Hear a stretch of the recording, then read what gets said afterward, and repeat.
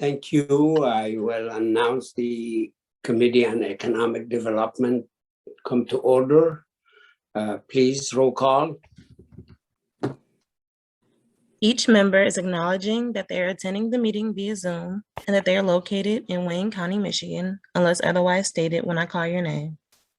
Commissioner Varga. Here. Commissioner Palomera. Here. Commissioner Baker McCormick. Here. Commissioner Dobb. Here. Commissioner Baydoun. Here. Commissioner Anderson. Here. Chair Hattis. Present. You have a quorum present. Thank you. Next item. B, Chair's remarks.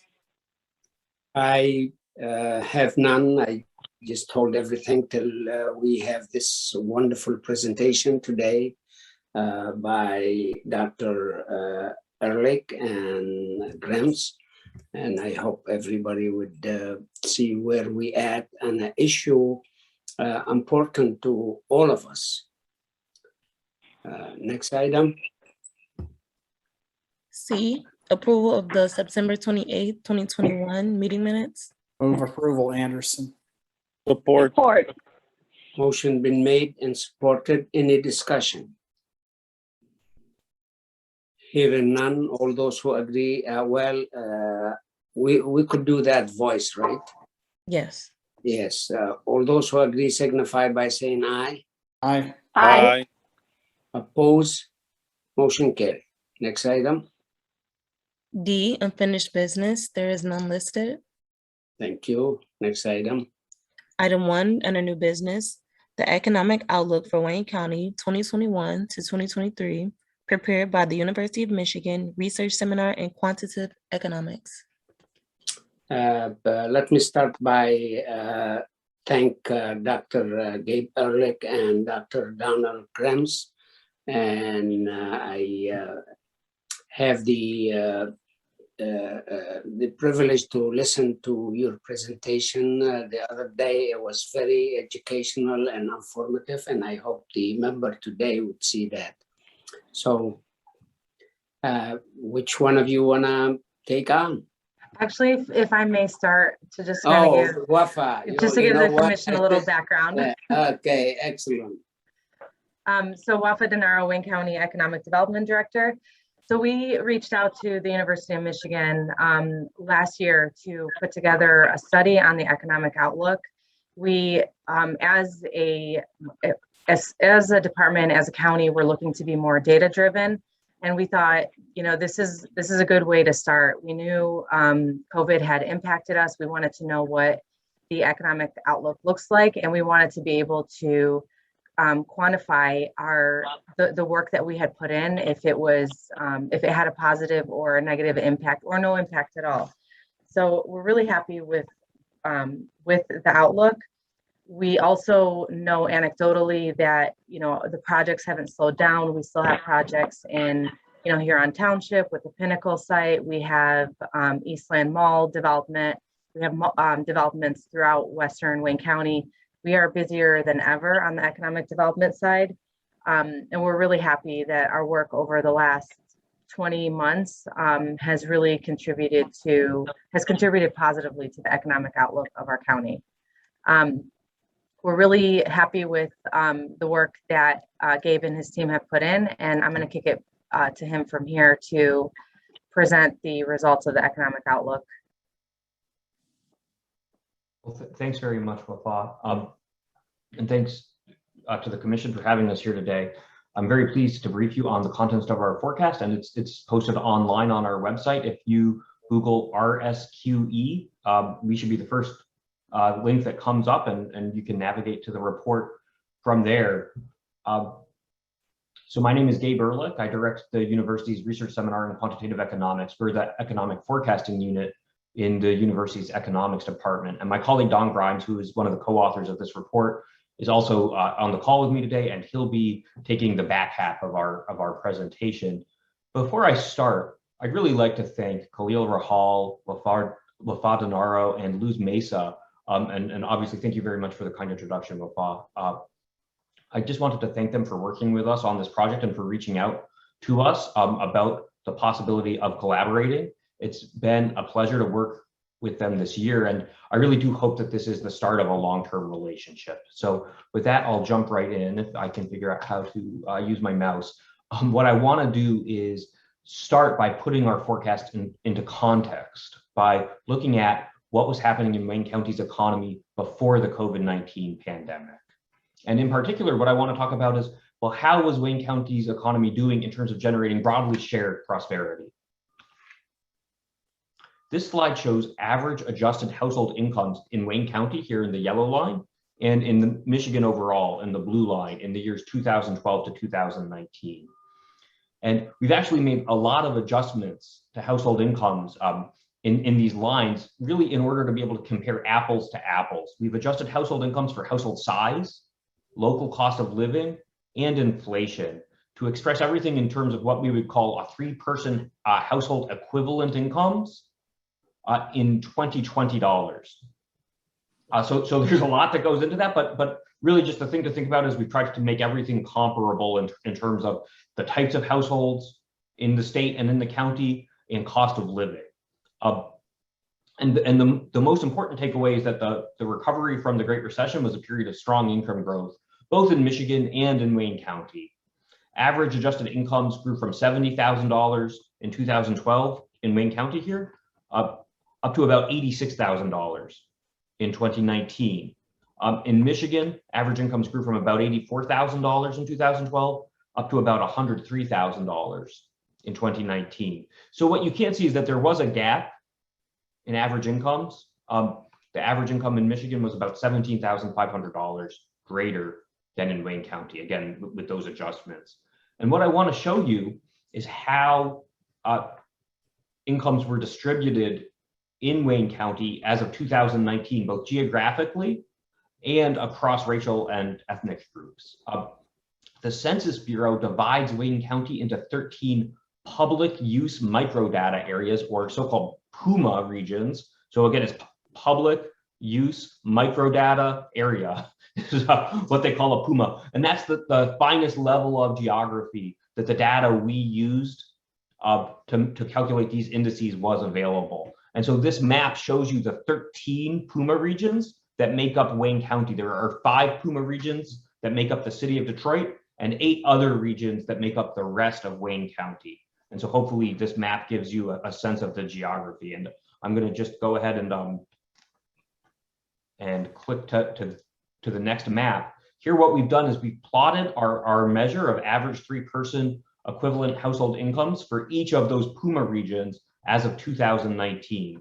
And what you can see is that the Northwest region, containing Canton and Plymouth Township, is the city's most affluent region. And what I should tell you is the darker blues on this map are lower incomes. The lighter blues on this map are higher average incomes. And again, the Northwest area containing Canton and Plymouth Township was Wayne County's highest average income area, with an average adjusted income of $148,000 in 2019. And of course, that was much higher than the statewide average.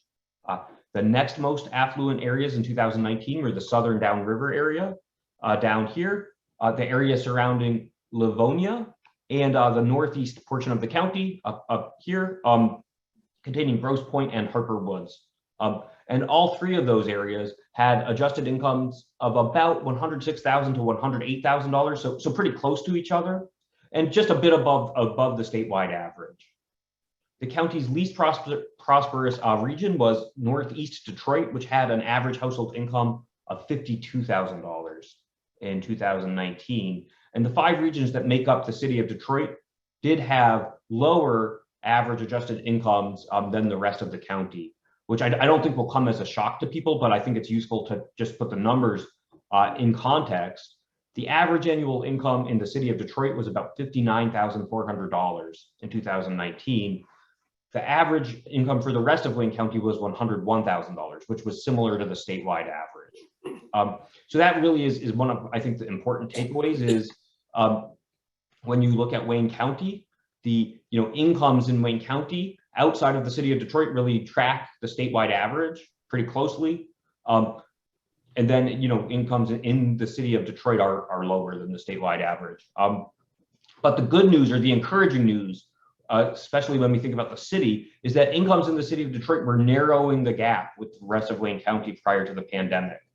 From 2012 to 2019, average adjusted incomes in the city of Detroit grew by more than 5% per year, relative to about 2.5% per year in the rest of the county. So incomes were growing both in the city of Detroit and in the rest of the county, but they were growing faster in the city of Detroit, which is encouraging news when you think about the gap, that exists right now. So now this table, I know there are a lot of numbers in this table. I'm just going to walk you through a few of them. What we've done is we've broken out the shares of lower, middle, and upper income residents in Michigan and in Wayne County as of 2019. And we have a specific methodology for defining what we count as lower and middle income households and upper income households. What I want to do is just give you a sense of the dollar cutoffs. So nationally, our cutoff between lower and middle income households was a three-person household income of about $52,300. And then the cutoff between middle income and upper income households was about $157,000. Those cutoffs are a little bit lower in Wayne County and in Michigan because our cost of living is lower than the national average. But that gives you a rough sense of what we did. And I think just starting here, this is kind of the overall takeaway for Wayne County. About 40% of Wayne County residents live in households we classify as lower income households. And that's compared to about 28% of Michigan residents. Within Wayne County, the share of Black residents, so in this line here, that living in lower income households is about 54%. And that's nearly twice as high as the share of non-Hispanic white residents, which was 28%. And you can see that the share of Hispanic residents living in lower income households was about 50% as of 2019. You also see the same disparities at the high end of the income distribution. Only 7% of Hispanic and Black Wayne County residents live in higher income households, while about 18% of white county residents do and 25% of Asian county residents do. So there are substantial racial and ethnic disparities in terms of household incomes in Wayne County. But I think that something that's important to keep in mind is that problem is not unique to Wayne County. So here I've shown you similar breakouts for the state of Michigan. And what you can see is that there are very similar gaps statewide. And we don't show it on this table, but we've done a similar analysis nationwide, and you see very similar gaps across the nation. So this is not a problem that's unique to Wayne County, but it's something important to keep in mind that prior to the COVID-19 pandemic, there were substantial gaps in shared prosperity in Wayne County. Okay, so with that context, what I want to do now is just give you a little bit of information on the current state of Wayne County's economy in the most recent data, and then I'll jump into our economic forecast. This slide shows the monthly unemployment rate in Wayne County and in Michigan. We've got Wayne County in the yellow line here. Wayne County's unemployment rate prior to the COVID-19 pandemic was running about 5.5%. And what you can see is it skyrocketed all the way to 26% in April and May last year. The unemployment rate has fallen very quickly since then, and it fell all the way to 4.5% as of July 2021. That was its lowest reading since August of 2000. It did tick up just a little bit in August to 4.6%, but that's still a very low unemployment rate. And what I really want to caution, and I got this question last night when I did an interview with a reporter, people asked about this a lot. It doesn't seem like the economy is fully recovered. So what's going on with the unemployment rate? And what I want to say is, we think that the unemployment rate right now significantly understates how much ground there is left for the economy to recover. And there are two big reasons for that. First, just being upfront with you, the pandemic is a very difficult time to gather the local unemployment data. There are measurement problems right now that in our opinion do make Southeast Michigan's measured unemployment rate lower than the economic reality. And I'm saying that, I don't know if Dawn agrees, but I am concerned that right now, the pandemic has been a hard time to gather this data. And I think that we're probably getting a rate that's a little bit lower than the economic truth. But there's another reason that we think the unemployment rate doesn't quite capture all of the ground the economy has left to make up. And that's that the labor force participation rate has fallen quite a bit. So I just want to walk you through a tiny bit about how the official unemployment rate is constructed. To be counted as unemployed in the official government statistics, you have to be looking actively for a job if you don't have a job. If you're not looking for a job, for instance, because you have childcare difficulties or because you are COVID hesitant, you're not going to be counted as unemployed in the official government data. You'll be counted as being out of the labor force. Wayne County's labor force is still about 4% lower than it was before the pandemic. And that lower labor force participation rate is keeping the unemployment rate down, even though those people who have left the labor force aren't working. So you might think of them as effectively being unemployed. The government isn't going to count them as unemployed because they're not looking for a job. Okay. So with that, I want to switch and just show you some of the high frequency data on time use, because I think it gives people a sense of, well, where are we in terms of getting back to normal? This slide shows mobility data from Google's cell phone GPS tracking data. And these statistics are for Wayne County. The blue line here shows total time spent away from home. The yellow line shows time spent at stores and restaurants, and the green line is time spent at workspaces. And I'll start with the yellow line here, which is time spent at stores and restaurants. And you can see that it fell by about 55% last spring. We had a pretty strong recovery last summer as COVID cases declined. But then as COVID cases started picking up last fall and winter, you can see that time spent at stores and restaurants fell again. We've now had a nice recovery, as we've moved into this spring. And what you can see is that time spent at stores and restaurants is currently running about 5% lower than it was before the pandemic. And just one thing to point out is that at least so far, the Delta wave of the pandemic doesn't seem to have put a dent in people's willingness to go out to stores and restaurants. In some statewide data, you can see a little bit more of an effect, but so far in the Wayne County data that we have, that effect appears to be muted. If you look at time spent at workplace locations in the green line here, you can see that it fell by about 60% last spring. And it had a partial recovery as we moved into last summer. But since then, the progress has been pretty slow. And we're still running, even right now, we're running about 25% below where we were prior to the pandemic in terms of time spent at workplaces. Surveys suggest that many companies are going to adopt hybrid work schedules moving forward, even after the pandemic is well behind us. And in fact, certain surveys suggest that 20% of all work hours will be completed remotely, even after the pandemic is really, finished.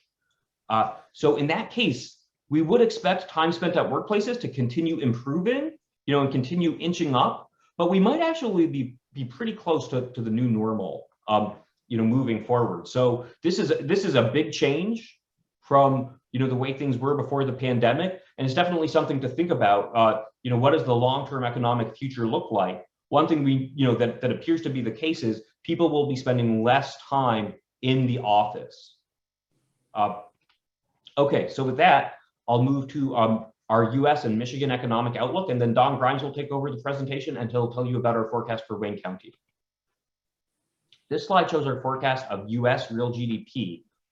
Real GDP recovered very strongly in the first half of this year. It rose at above a 6% annual rate in both the first and second quarters. And the level of real GDP is now higher than it was prior to the pandemic. So we have recovered from the pandemic in terms of economic output. I do want to point out that there's a disconnect now between output and employment, and Don will talk a little bit about that. We have not recovered in terms of employment, but in terms of output, we have now recovered nationally. We do expect growth to slow down in the second half of the year. So in the third quarter, which is now finished, but we don't have official data for the third quarter yet, and in the fourth quarter, we expect the Delta wave of COVID-19 to lead to a slowdown in the recovery, and really push some of the growth we had been expecting in the second half of the year into next year. But we do expect growth to pick back up early next year as the pandemic starts to move into the rearview mirror. Over the longer run, we expect the pace of real GDP growth to cool down from the pandemic recovery pace. So we've been having a very rapid rebound in real GDP growth. A lot of that is a mechanical reopening effect. As that wears off, we expect the pace of growth to slow down.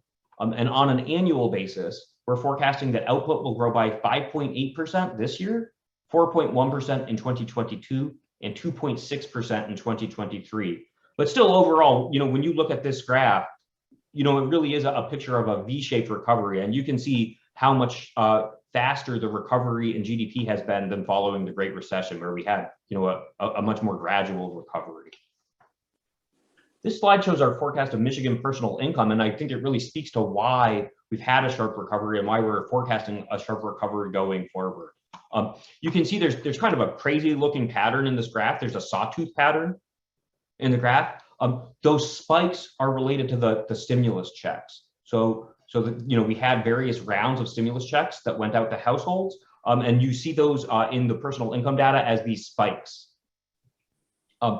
What you can see is that we do expect Michigan's personal income to drop a bit as the federal stimulus runs out. But I really, the most important thing about this slide is not necessarily the pattern and the timing of the stimulus, but just that if you look at the pandemic period here, personal income in Michigan was actually higher than it was before the pandemic. And that's despite the fact that employment collapsed. And of course, that's because of all of the federal income support. We do expect that growth will get onto a smoother path next year as that federal support fades. And by 2023, we're forecasting that personal income will be about 16% higher than it was in 2019. So, of course, like I say, a lot happened in the pandemic. There was a pretty wild pattern of personal income growth. Again, the most important thing to take away is that personal income in Michigan was higher in the pandemic period than it was before the pandemic. And that's one of the reasons we expect such a vigorous recovery from the pandemic. So switching gears now, this slide shows national and Detroit 3 light vehicle sales. I've got total light vehicle sales here in the yellow line, and they were hovering in the 17 to 17.5 million units per year range from 2015 through 2019. And they then fell to about 14.5 million units last year. Detroit 3 sales here in the blue line fell from about 7 million units in 2019 to just under 6 million units in 2020. Vehicle sales actually started out extremely strong this year, but they've tumbled recently due to the microchip shortage. So we had a pace of about 18.3 million units in April, but that fell to 13 million units in August and about 12.2 million units in September. So the microchip shortage is real. It really is biting into sales. It's not an exaggeration. And, to be honest, the microchip shortage has persisted longer than we expected. And it's difficult to know, when will things really begin to improve in earnest. When we average the strong beginning of the year with the weaker second part of the year, we're projecting a national sales pace of about 16.6 million units for the year nationally, and another 6 million units again this year for the Detroit 3. We do expect supply to start catching up to demand next year. And we're forecasting sales of about 17.3 million units in 2022 and 17.6 million units in 2023. Looking at Detroit 3 sales, we're projecting sales of about 6.6 million units next year and 6.7 million units in 2023. That would still be a bit behind the 2019 pace, but still a pretty strong recovery. And I do just want to flag one thing, which is that there is a silver lining to some extent of the microchip shortages, which is that it's going to take a long time to rebuild inventories after the semiconductor shortage eases. So inventories are rock bottom right now. As the manufacturers try to make up and rebuild those inventories, that should support labor demand in the vehicle manufacturing sector during our forecast. This slide shows our forecast of inflation, which is very much on people's minds right now. I've got the national headline CPI inflation rate here in the yellow line and local inflation in the blue line, which we measure using the Detroit CPI. Headline national CPI inflation registered 4.8% year over year in the second quarter. And Detroit CPI inflation actually was even higher at 5.4%. We've already started seeing some signs that inflation is beginning to cool off, and we're hoping those signs are going to persist. And we do expect inflation to continue cooling off at the end of this year as supply chains start to heal and the various disruptions you hear about hopefully begin to dissipate. Looking at 2021 overall, we're forecasting inflation of about 4.3% nationally and 4% locally. 4% sounds hopefully not too bad, but that actually is the fastest rate of local inflation we've seen since 1990.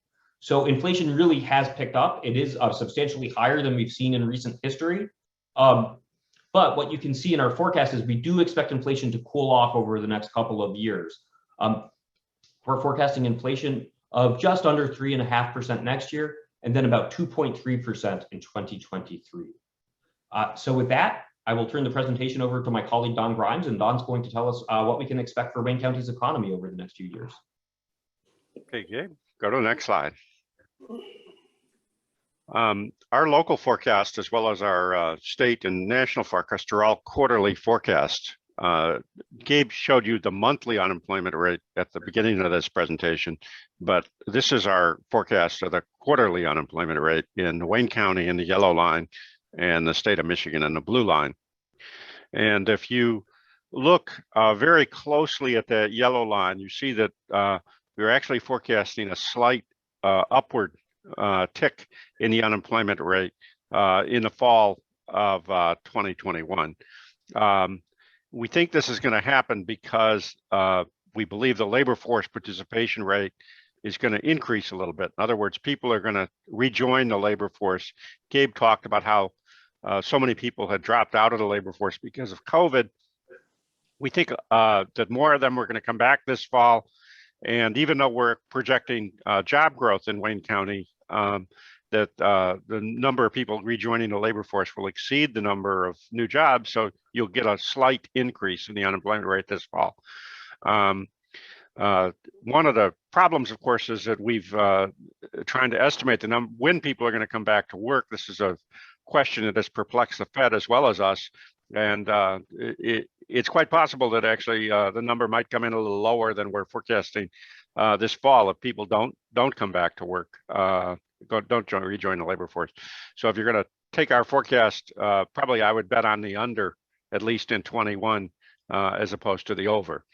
But for the annual average of 21, we're forecasting an unemployment rate of 5.8%. But then it again begins falling in 2022. For the year, it'll average 4.9%, and then 4.3% in 2023. And our forecast for the unemployment rate in 2023 would be the lowest in the county since the year 2000.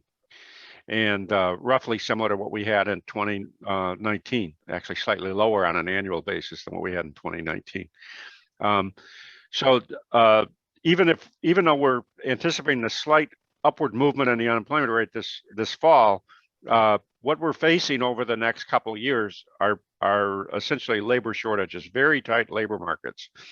And we expect that this condition will persist well beyond 2023. A new normal is going to be a tight labor market going forward. Now, obviously, if we get a recession at some point, it'll reverse that condition temporarily, but it'll only be temporarily.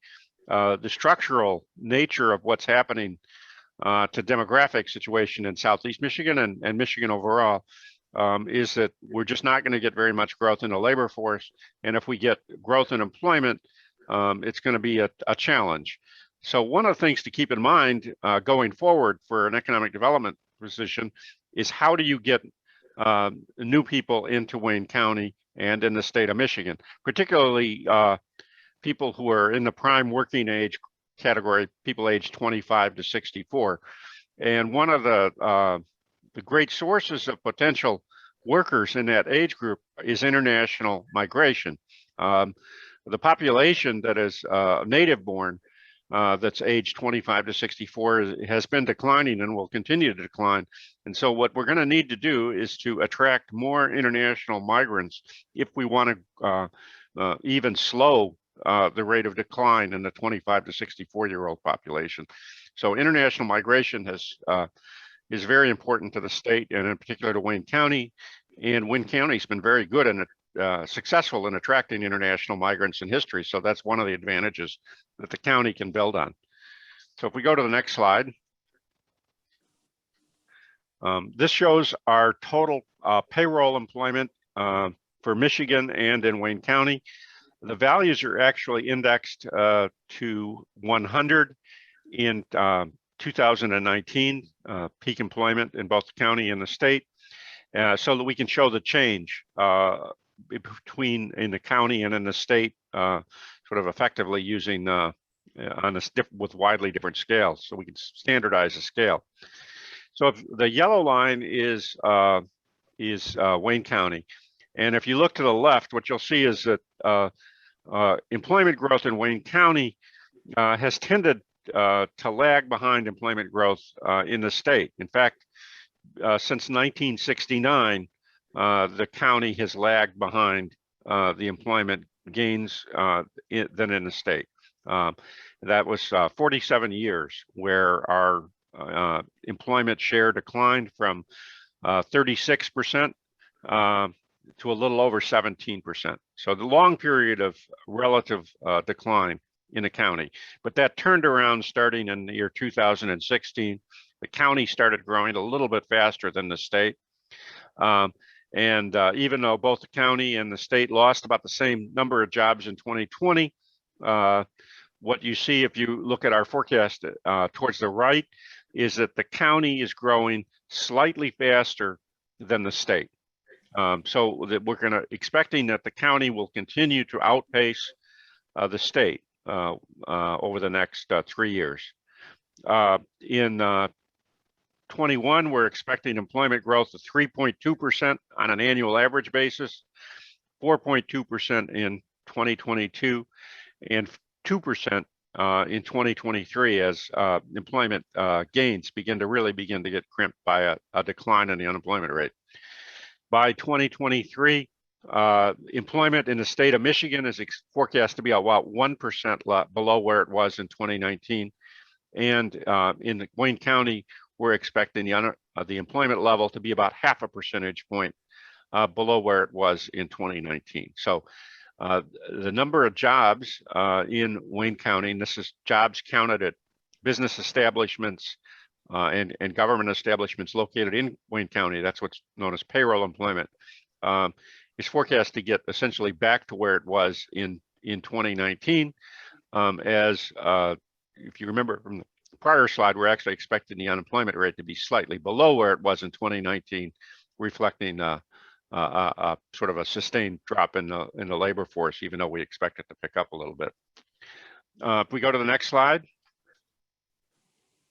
what we've done here is we've combined industries in Wayne County, industry employment, into 3 groups. In our actual forecast, I believe we forecast about 100 specific industries employment in Wayne County. So there's a lot of detailed industry information in the forecast, but for this presentation and for all our other presentations, we find it easier to sort of try to organize the industries into 3 types of industries. The first industry group, which I want to talk about, is the blue collar industry. It's shown in blue.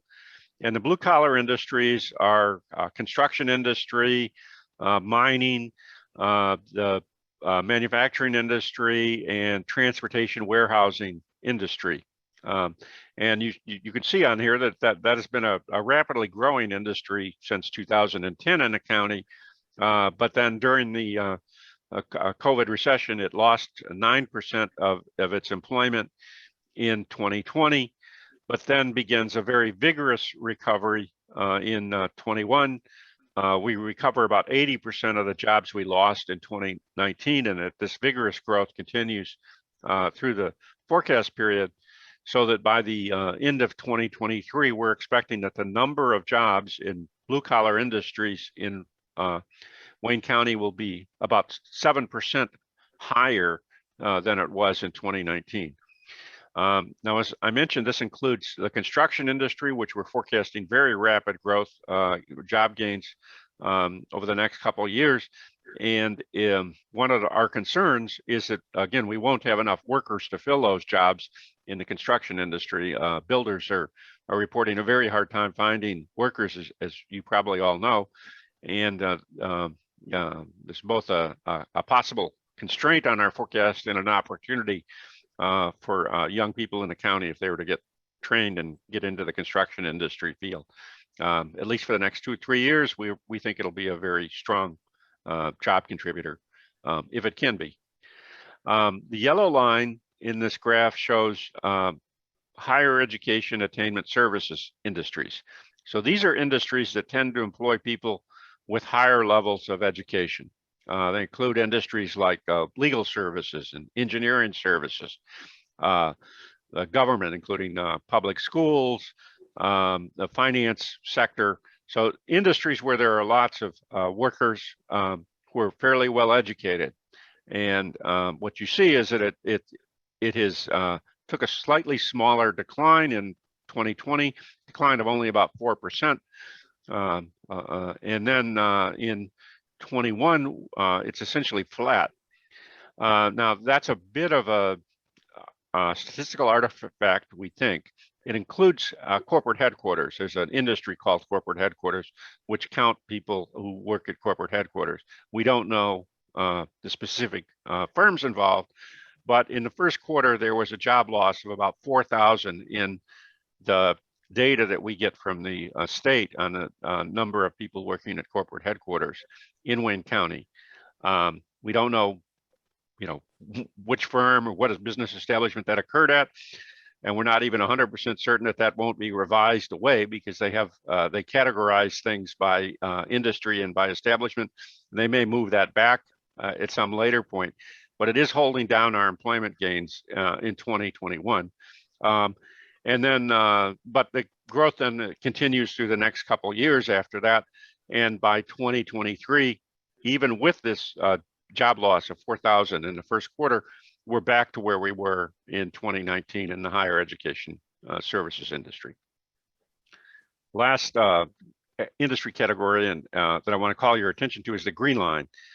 This is what we categorize or group all the industries that tend to employ people with less education. This includes retail trade, a lot of your restaurants, hotels, bars. There's a miscellaneous service category that tends to employ people in this group, and also temporary help services. And what you see is a sharp, incredibly sharp decline in the number of jobs in these low education industries, lowered to about job loss of about 18% in 2020. And then we begin to see a recovery in these jobs in 21 and continuing in our forecast.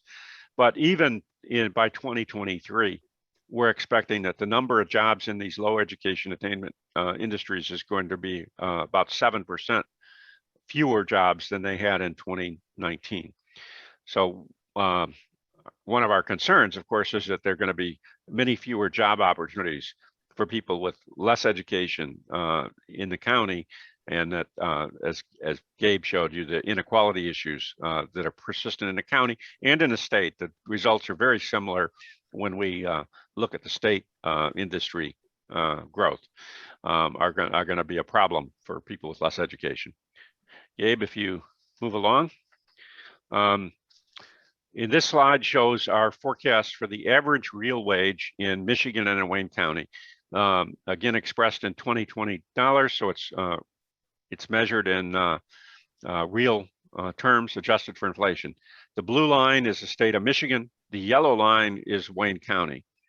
Now, the first thing that you'll notice is that the average wage at business establishments and government in Wayne County is higher than it is statewide. Now, remember, when Gabe showed you household income, the average income in Wayne County residents was substantially below the statewide numbers. But if you look at the pay, the average wage of what firms pay that are located in Wayne County, they're higher than the statewide average.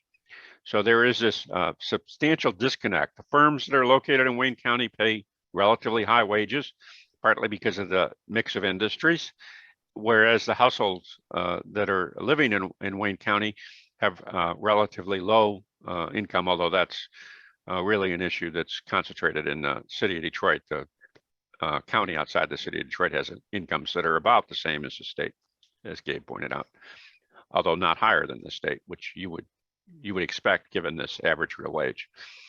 And now the next thing to notice is there was this huge spike in real incomes in the county and in the state in 2020. Real income increased by about 6.8% in the county. That's a very sharp increase in the average wage for any period. And part of that reflects the industry mix. If you eliminate more lower wage jobs, as you think back to the slide earlier where I was showing you the job losses in the lower education attainment industries, those tend to pay lower wages, then you increase the average. Just a part of the mathematical formula. If you get rid of the lower paying jobs, the average goes up. And so that's what happened in 2020, a very sharp increase in the average wage because of the jobs that we eliminated, the types of jobs we eliminated. And you actually see that the average wage falls back a little bit in 21 as we begin to add more of those lower paying jobs to the local economy. And that this changing mix, this reintroduction of lower paying jobs sort of helps restrain the growth in real wage over the next 2 years. However, by 2023, the average wage in Wayne County will be 5.9% higher than it was in 2019. So the average wage is going to, real wage is going to be growing sort of a steady state of about 1.5% a year. That's pretty good. A similar growth in the state overall. And what you have to keep in mind is that the wage in the state county will remain about 11% higher than it is in the state by 2023. If we go to the next slide, Gabe. This shows the average wage in those 3 industry groups that we talked about earlier. The blue collar industries are shown at the dashed blue line. And what you see is that in the first part of the century and prior to that, the average wage in blue collar industries was higher than in higher education attainment services industries in Wayne County. This is unusual. Usually the higher education attainment industries pay more than the blue collar industries, but reflects this, the very high wages that were paid in the other auto industry and in other blue collar industries in Wayne County prior to the Great Recession. Of course, that began to change in the Great Recession. And after 2016, the higher education attainment industries in Wayne County pay a higher wage than the blue collar industries. Whenever you get to a more normal situation compared to the rest of the country. But the way that happened is that the wages in higher education attainment service industries grew sort of steadily for the last 20 years, whereas blue collar industries suffered real wage declines in the county. So it put stress on the individuals, of course, who worked in those industries, but you sort of end up in a more normal situation. The bottom solid blue line shows the average wages in the lower education attainment industries. And that's, these data are not adjusted for the hours worked. And there are a lot more part-time workers in these lower education attainment services industries. So if you adjusted for hours worked, that raised that solid blue line a little bit, but only a little bit. These industries tend to pay much lower wages than other industry groups in the county, and this is also true in the state and in the nation.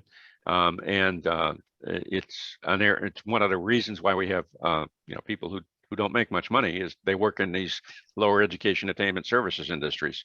As you see, the wage growth was very weak and actually really declining from 2001 to 2013. Then we began to get slow growth in this industry group, but also see a spike in 2020, which is common to both the higher education attainment services industries and the overall wage and the green line, and then in the lower education attainment service industries. And then the wages sort of flatten out in all of these industries groups over the next couple of years. But as you can see by the, we're still higher, substantially higher in both the higher education attainment services industries and the lower education attainment services industries than we were in 2019.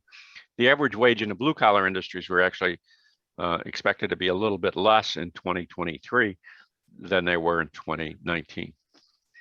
So that is our forecast, but here's a few concluding thoughts for everybody to take away from this. First, Wayne County is a very important part of the state's economy. It accounts for 20% of the state's GDP and over 17% of the state's employment. We're forecasting a nearly complete payroll employment recovery by 2023, about 0.5% below employment levels in 2019. We'll have the unemployment rate in 2023 will be at the lowest level since the year 2000, reflecting essentially tight labor markets going forward, and we expect to continue that issue beyond 2023. Average real wages are going to grow by 6% between 2019 and 2023. So the outlook for the county is, in our forecast, we would describe as very positive, although we are concerned about the potential for widening inequality, as indicated by the slow job gains, relatively slow job gains, incomplete recovery of job gains, I guess would be a better way to describe it, in the lower education attainment service industries. But the risks are that COVID-19 is not done. We could see a spike in cases, which would cause economic disruptions. We have ongoing labor shortages, as we discussed, and supply chain problems, including the semiconductor shortage, which again could create even more disruption to our forecast than we are anticipating. And we're very concerned about the potential for widening income inequality over the next 2 or 3 years, a problem that was apparent in 2019, but gives the indication it might be worse by 2023. And that's our forecast. Thank you. I have one question before I go to the commissioners. Is the increase of income on the state level and the county, is that affect the cost of living to go up to? Don, do you want to? I'll go ahead and answer.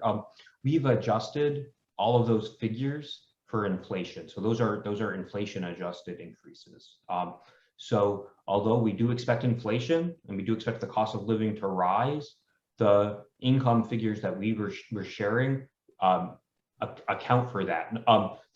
I did show you one graph that showed our state personal income forecast. That was not inflation adjusted, but the other figures, the wage figures, were inflation adjusted. Don, is there anything?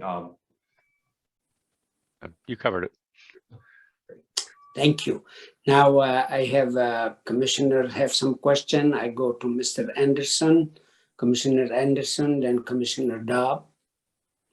Thank you, Mr. Chair. I just wanted to ask, I had the question and I submitted a question, but I didn't by message of the messenger, but I didn't want to interrupt the presentation. But please explain, and I may have missed it at the very beginning, they adjusted 3 income. Please indicate or explain that and what that exactly means and why 3 income, because as we know, there's a lot of people that have 1 income in the county. Yeah, just to clarify, I might have misspoke. It's a 3-person household income. So it, regardless of how many income earners, what we've done is we make an adjustment, and this is consistent with, I think, best practice in the literature. What we assume is that household cost of living scales with the square root of household size, so the number of residents in the household. So, if you go from one person in your household to two people in your household, the cost of living doesn't double because you can share certain expenses, like rent and things like that.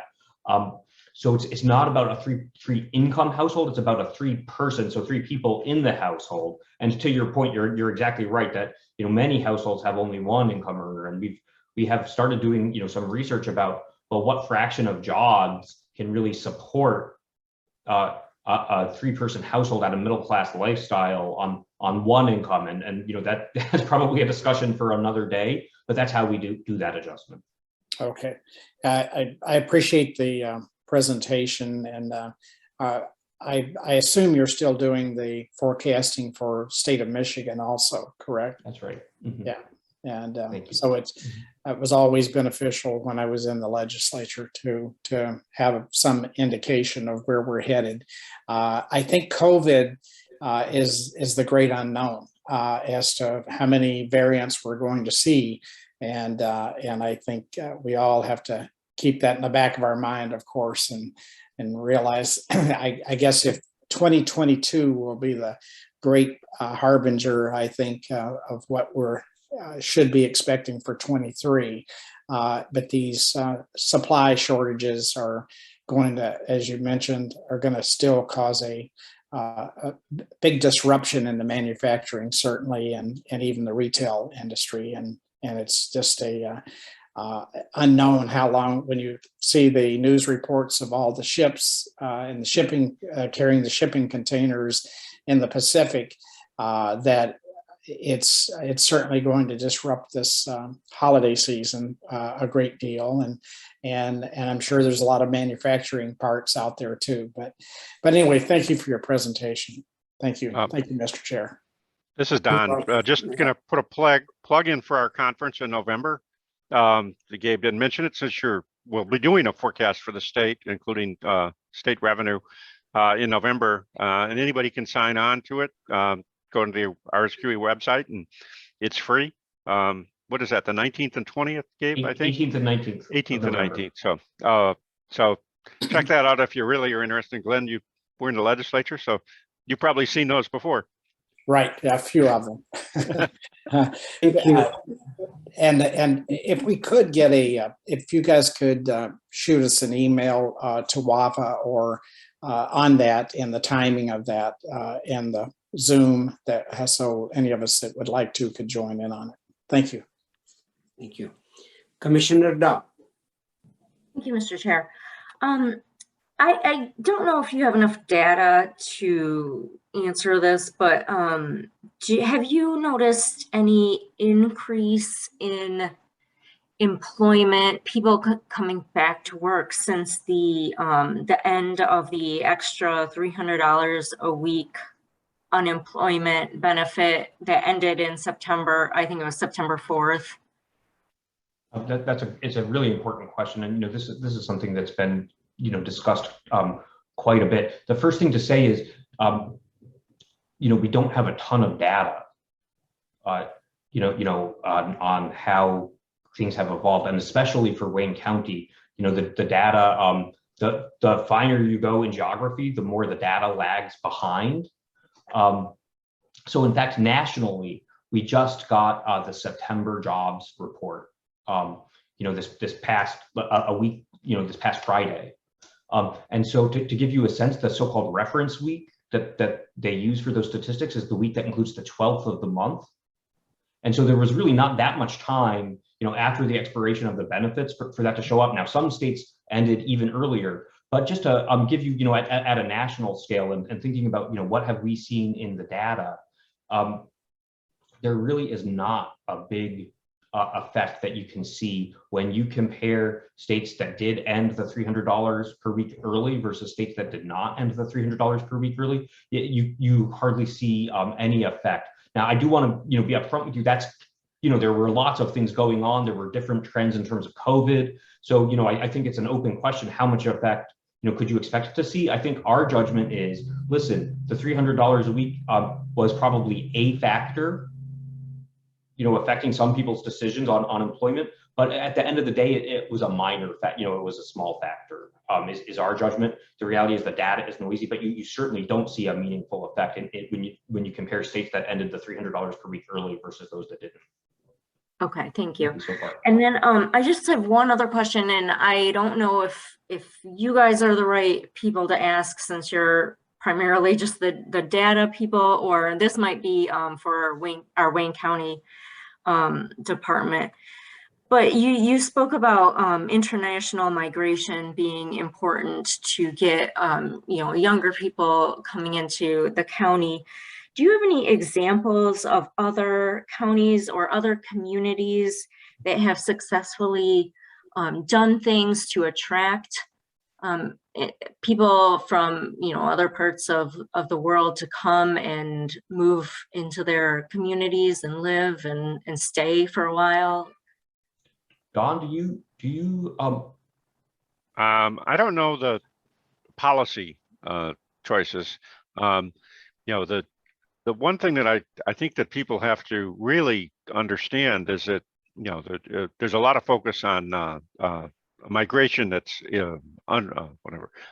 illegal in the old phrase. I don't know what they call them now, but undocumented, I guess. But that's actually not the biggest part of migration to the United States. Most migration is legal. It's documented. Most of those people, when they come into the United States, they're actually far better educated than the native-born population. They're in this prime working age population. And I think it's really important to get a fuller understanding of international migrants. And we have been looking at the demographic data for the state and the different counties, and we're doing a long run forecast for the state Department of Transportation, where we'll look at that in more detail. But it really is the key to growth in this prime working age group is international migrants, and it's true around the country as well, but particularly in Southeast Michigan and Michigan. Change is not safe here. Okay, thank you. That's all I had. Thank you. Any other commission? Sam Baidoon? Yes, thank you, Mr. Chair. Thank you for this presentation. And sorry, Joey, we got the right colors on. Joey is a Michigan State fan. But anyway, thank you for the presentation. As a real estate broker who's very active in Wayne County, I'd just like to add the comment that the real estate market has been, even during the pandemic, one of the main engine driving the economy in Wayne County. We had an increase in property values on the average in the state of Michigan from year to year, about 10%, in Wayne County, close to 6.5%. But also on the employment aspect in Wayne County, I know several businesses, they're really, really struggling. As a matter of fact, there's a restaurant here in downtown West Dearborn that had to shut down because he cannot find help. So it's a real challenge. The employment aspect of this economy is a real challenge. Absolutely. I think, to your point, and I think, a big question is, okay, well, what does happen with COVID, as we get into next year, and going forward, we hear it from everybody we talk to that employment is a challenge. And one thing to say, some of that we think is temporary. One thing that might be persistent is there have been a lot of early retirements. So people who were 65 and they might have been thinking of working 3 more years, or 64, they might have looked at the pandemic and said, now is as good a time as any to hang it up. And that we would expect to persist for a while. So it's an important issue, and we're certainly keeping tabs on it. So thank you for that. Thank you. Thank you. We have a couple of minutes. We have Commissioner Baker McCormick. Have a question. Thank you, Commissioner. You're welcome. I wanted to ask, because I represent Detroit, Northwest Detroit, and we continue to see, systemic poverty and generational poverty. And I don't know if out of your research, if you have came to any conclusion or come to any conclusion as to how we can remedy or maybe the cause and effect of the issues that you just talked about. Is there any conclusions to your research? Well, thank you for that question, and it's really an important question. We do also have a project with the city of Detroit, and we talk about some of these issues also. The university has a poverty solutions center. We are not part of that center, but we're certainly friendly with the people there, and we talk with them about these issues. We had the privilege of presenting at the Mayor's Workforce Development Board recently. I think that one thing to say is, as I've done more and more of this work, and I'm sure Don would say the same thing, workforce development and economic development really go hand in hand, and I know that's something that Wafa has pointed out also. So there are really two sides to the coin. It's making sure the job opportunities are there, and that's the economic development piece, but it's also making sure that people have the skills and the ability to take those jobs and to improve their skills and improve their economic fortunes over time. One thing to say, and it's hard to hear to say this, but these things are slow to change. And you talked about generational poverty, and I think that that's the reality. One potentially good piece of good news is that prior to COVID-19, incomes were growing faster at the bottom of the income distribution than they were at the top of the income distribution. So one thing to say is, a tight labor market tends to help people at the bottom the most. And so, what you see in our forecast is we expect unemployment really to be falling to very low levels. And what we're hoping is that we'll see a continuation of that pre-COVID trend, which is incomes rising at the bottom the fastest. So, there's no question that there's a lot of work to be done. And this is, it's an ongoing problem. But what we're hoping is that economic progress does continue to help people at the bottom of the income distribution. Thank you. And I do think there's a lot of truth to that the bottom half income is coming up, because Wayne County just committed to all employees making $15 and up. So yes, I think you're right about that. Thank you so much for all that you've done, and this research tells us a lot. So thank you. Thank you, everyone. It was very educational and great information today, and we hope to continue get some more information as the data change for the economic growth, I hope. And through the new director of the economic development with Dinero, we hope to continue our relationship and communication. Again, thank you. It's a great presentation. Well done. If nothing else, motion. What's next, Madam the Clerk? F, such other matters as may be properly submitted before the committee. I have none. Public comments. Can you unmute everybody? I know we dip into the public service time, but we could take a couple of minutes. If any of the public have any comment.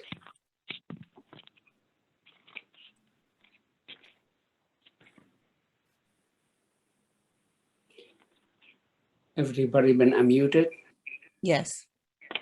Anybody from the public like to comment on the economic development presentation? Second time, anybody like to comment on the economic development presentation from University of Michigan? Again, for the last time? Well, here are none. We move to next item. Adjournment. So moved and go blue. Support. Motion been made and supported, and And all the those who support was agree, my Michigan State fan, Joey Palomera. He supported my motion. signify by saying aye. Aye. Aye. Opposed? Motion carried. Thank you, gentlemen.